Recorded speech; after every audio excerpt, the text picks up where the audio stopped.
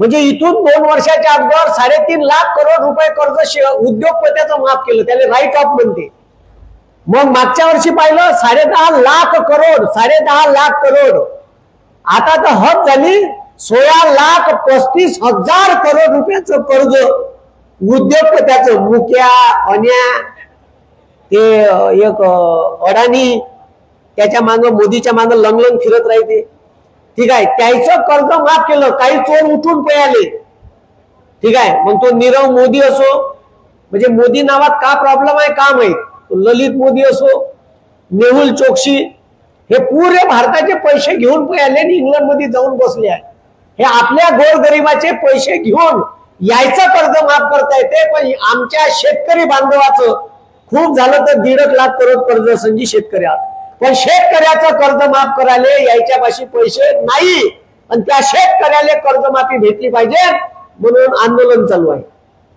या आंदोलनाला माझा पाठिंबा आहे म्हणून मी इथं आलो. शेतकऱ्याचं पोट काय, ज्याची जळते त्याला कळते. ठीक आहे, ज्याची जळतच नाही त्याला काय शेतकऱ्याच्या भावना कळत. आणि म्हणून हे सरकार काही शेतकऱ्याच्या बाजूचं नाही आहे. आता हद झाली, मोदी साहेबांना हमी भाव जाहीर केले, माहित आहे का. बरं, आमच्या देशात अशी व्यवस्था नाही का शेतकऱ्याचे हमी भाव जाहीर केल्यावर शेतकऱ्याच्या मालाले हमी भावात जर भाव नाही भेटला तर का करायचं. तर त्याचे म्हणते का तुम्ही नाफेडले का, मग तुरी नाफेडले नाही इकाले तर नाफेडवाले म्हणते बारदाना नाही आहे. आणि सिमेंटच्या रोडवर टाकाले साले ट्रक ना बारदाना येते. म्हणजे एवढे दुनियाभराचे नौटंकीबाज करते. म्हणजे एका सातबाऱ्यावर एकच ट्रॅक्टर कापूस घेता येते. म्हणजे इतके बदमाश आहे. हमी भाव जाहीर करता कायच्यासाठी मग. आता तांदूळ आहे ना, तांदूळ आता त्या भंडाऱ्या गडचिरोलीमध्ये एकच पीक पिकते जी तांदूळाचं. त्या तांदूळावर किती भाव वाढवले मोदीने माहित आहे का, 69 रुपये. मी म्हणलं बरं आपल्या सोयाबीनवर किती भाव वाढ केली माहित आहे का, 8%. 8%. सोयाबीनवर हमी भावावर 8% वाढ केली. पण महागाईचे दर 9 न 10% आहे. आपलं पोट जगन कसं. म्हणजे मागच्या वर्षीची चप्पल 100 रुपयाची भेटायची ती 110 रुपयाची भेटून राहिली. आणि हे भाव देऊन राहिलं 8%. आमच्या मालाले भाव हा कमीत कमी सोयाबीनले 10,000च्या वर पाहिजे. आणि कापसाले भाव जोपर्यंत आम्हाला 15,000 भेटत नाही तोपर्यंत आमचा मायबाप सुखी होणार नाही. आणि आम्हाला एवढा भाव दिला तर साले म्हणा तुमच्या डाक्यात बी कटोळे घेऊन फिरणार नाही. बरं, आता पुन्हा एक प्रश्न आहे. आम्ही डिमांड भरलाय, जायले नवीन विहिरी भेटल्या, नवीन विहिरी खोदल्या, त्यानं डिमांड भरली आहे महावितरणकडं. बरं, डिमांड भरले तर 3-3 वर्षापासूनचे डिमांड भरले, त्याले अजिबात हे सरकार म्हणते आता तुम्हाला इलेक्ट्रिक लाईन भेटणार नाही, तुम्ही सोलर घ्या. अबे पण आम्हाला नाही घ्यायचं सोलर. तुम्ही जबरदस्ती कायले करून राहिले सोलर घ्यायची. आमच्या लोकांना सोलर नाही घ्यायचं आहे. आम्ही डिमांड इलेक्ट्रिक लाईनचं भरलाय, आम्हाला लाईन द्या. तर ते म्हणते जबरदस्तीनं सोलर घ्या. हे कोणती जबरदस्ती होय. म्हणजे शेतकऱ्यावरच जबरदस्ती, दुसरं कोणी यायला सापडत नाही. म्हणून हे जे शेतकऱ्याचे मुद्दे आहे, अनेक मुद्दे आहे. सगळ्यात पहिला मुद्दा आहे का आमची कर्जमाफी करा. आणि त्याच्यानंतर दुसरा मुद्दा आहे का आमच्या मालाला योग्य भाव द्या. जे जोपर्यंत देणार नाही, ठीक आहे, हे आपल्या मनगुटीवर असंच बसून राहील. शेतकऱ्याचं रक्त पिणारं सरकार आहे. आणि हे काही ठीक आहे ऐकायच्या मनस्थितीत नाही आहे, कारण याच्या शीता आरपार आल्या आहे. ठीक आहे, आणि आपण आपल्याच लोकांना निवडून दिलं आहे. आता कराव का आहे का नाही. मग आता बच्चू भाऊ सारखे लोक आंदोलन करते, माझ्यासारखा माणूस उभा राहते. ठीक आहे, आंदोलन करत, पण आंदोलनाले सर्वसामान्य शेतकऱ्याचा पाठिंबा भेटला पाहिजे. मी बच्चू भाऊच्या पाठीशी उभा आहे, तसं तुम्ही सर्वांनी बच्चू भाऊच्या पाठीशी उभं राहा. आणि बच्चू भाऊ तुम्ही काळजी करू नका, या महाराष्ट्रातली पूर्ण जनता तुमच्या पाठीशी आहे. आणि या सरकारने आपण कर्जमाफी केल्याशिवाय जाग्यावर आणू नाही. बच्चू भाऊ तुम आगे बढ़ो, बच्चू भाऊ तुम आगे बढ़ो. सारे लोक म्हणजे जेवढे बी नेते आहेत हे साले खाते तर डकार बी देत नाही. म्हणजे इतके खतरनाक आहे. त्याले शेतकऱ्याशी काही लेणं देणं नाही. त्याले लगेच एखादी जागा सांगा सरकारची शहराच्या बाजूची, कशी तिथं डल्ला मारायचा, पण शेतकऱ्यासाठी काहीतरी केलं पाहिजे अशी व्यवस्था या विदर्भात नाही तयार केली. आणि म्हणून आमच्या विदर्भातला शेतकरी मागे आहे. आणि या शेतकऱ्याचं कुठंतरी भलं झालं पाहिजे, या शेतकऱ्याला न्याय भेटला पाहिजे. आमचा कांदा निघल तर भाव पडत, आमचं सोयाबीन मार्केटली सोयाबीनचे हमी भाव 4,892 रुपये होते आणि आम्ही मार्केटला न्या तर साल 4,500 4,000 सोयाबीन विचारायला तयार नाही. आता हमी भाव या वर्षीचे लिहून आणलेले आहे. ठीक आहे, आता तुरीवर 450 रुपये वाढवले, फक्त किती रुपये क्विंटल मागं 450. पण आमची सोयाबीन तूर त्या भावातही जात नाही. जाते का? हमी भाव फक्त नावाले आहे. मग असं काही तर करा का कमीत कमी तुम्ही हमी भाव ठरवतात आमचा माल, आणि एकच मायबाप आहे कास्तकार जो त्याच्या मालाचे भाव तो ठरवू शकत नाही. साला या टेबल बनवून हे माहीतचं ढोबर जो बनवते त्याचे भाव तो ठरवते का ह्या 2,000 लिकाचा का 5,000 लिकाचा. पण आमच्या कास्तकारीचे भाव, आमचे भाव आम्हाला ठरवता येत नाही. कोण ठरवून देते? पंतप्रधान ठरवून देते, कृषी मूल्य आयोग ठरवून देते. म्हणून या देशातल्या शेतकऱ्याच्या पाठीशी जो उभा राहील त्याच्या पाठीशी सर्वसामान्य लोकांनी उभं राहिले पाहिजे. आणि म्हणून आता मी अनेक लोक माझ्याकडे प्रश्न घेऊन येते, अनेक प्रश्न येतात. ठीक आहे, आता शेतकऱ्याचं वीज बिल माफ केलं बरोबर इलेक्शनच्या अगोदर. ठीक आहे, आता त्या वीज बिलाची थकीत एवढी होऊन राहिली, आता सरकार म्हणते हे बंद करून टाकू आपण, प्लॅनिंग मध्ये आहे. म्हणजे बरोबर इलेक्शनच्या टाइमात शेतकऱ्याचं तेवढं बिल ठीक आहे माफ केलं, आणि आता जसं ठीक आहे अंगावर येऊन राहिले बा, आता लाडक्या बहिणीचे बी गायब करणार आहे. लाडक्या बहिणीचे पैसे दिले आणि बंद करून टाकणे. ठीक आहे, भाचे लंगलंग फिरत आहे, त्याला नोकऱ्या नाही आहे. ठीक आहे, आणि जवाई वावरात स्प्रिंकलरचे पाईप उचलू हैराण आहे. आमच्या कास्तकाराले 24 तास लाईन पाहिजे. साले हे 3 दिवस दिवसांत 3 दिवस रात्री देते, रात्री 2:30 वाजता वावरात स्प्रिंकलर पलटवाले जा. अरे जगाचा पोशिंदा आम्ही ढोरं डुकरं होय का? आम्ही माणसं आहे, कास्तकार आहे. कास्तकार आहे म्हणून त्याची काही व्हॅल्यूच नाही या देशात. तू साल्या रात्री 2:30 वाजता जा स्प्रिंकलरचे पाईप चण्यात पलटवाले.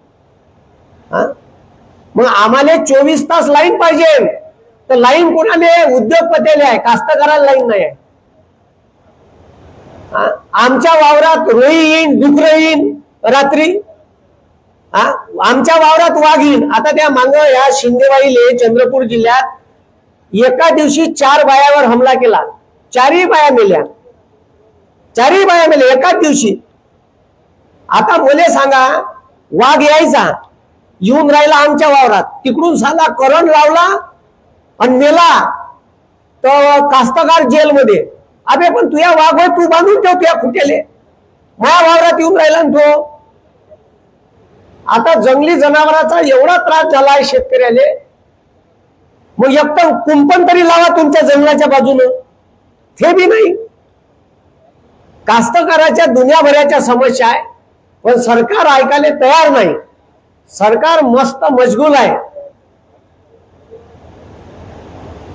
आणि हे कसं सरकार आलं हे तुम्हाला माहित आहे. ठीक आहे, आता या देशात कशा पद्धतीने इलेक्शन झालं. ठीक आहे, डाटा मागितला, इलेक्शन आयोगाची चापलूसी कोणी भलतच करून राहिलं, आकडेवारी भलतीच सांगते. ठीक आहे, म्हणते खोटे बोलते, उत्तर आहे नाही. म्हणून जो माणूस शेतकऱ्याच्या हिताचा बोलन, जो माणूस गोरगरीब कष्टकऱ्याच्या बाजूने उभा राहील, जो माणूस दिव्यांगाच्या बाजूने उभा राहील, अशा बच्चू भाऊच्या माग आपण सर्वांनी ठीक आहे छाती ठोकपणे उभं राहिलं पाहिजे. म्हणून मी तर बच्चू भाऊच्या आंदोलनाला पाठिंबा द्यायला आलो. ठीक आहे, आज आमच्या पार्टीचा वर्धापन दिन आहे, पण मी तिथं गेलो नाही. ठीक आहे, मी इकडे आलो कारण त्याच्यापेक्षा हे महत्वाचं काम होतं. ठीक आहे, कारण मी कास्तकाराचं पोट आहे, माझा बाप कास्तकार आहे, मी शेती करतो. ठीक आहे, म्हणून मला साऱ्या उठारेटा कास्तकाराचा माहित आहे का कुठं दुखते. आणि जेव्हा एवढी मेहनत करून जर त्याला भाव नसेल भेटत तर त्या कास्तकारानं पोरीचं लग्न कसं करायचं, पोट्याचं शिक्षण कसं करायचं? अरे 12वी पास झालं पोट्ट, 10वी पास तर 1.5 लाख 2 लाख रुपये फी आहे, कुठून भरायची त्यानं? हा, कवा कवा गाडीत पेट्रोल टाकायला पैसे नाही राहत. त्या शेतकऱ्यानं करायचं का? व्यथा मानायची कोणापाशी? बरं नेत्यापाशी जाव तर नेते टिंगल उडून देते. कास्तकाराची कोणताही मुद्दा घेऊन गेले तर वेळ देणार नाही, वेळ दिला तर वेळ मारून नेते. म्हणून हे लक्षात घ्या, असे नेते फार कमी होतात बच्चू भाऊ सारखे. म्हणून मी आज बच्चू भाऊच्या पाठीशी आहे, बच्चू भाऊच्या सोबत आहे आणि या आंदोलनाला माझा पाठिंबा आहे आणि तुमचाही पाठिंबा असा राहू द्या. ठीक आहे, हे आंदोलन यशस्वी झाल्याशिवाय राहणार नाही. ठीक आहे, मी जमलं तर वर्धेत चालू करतो.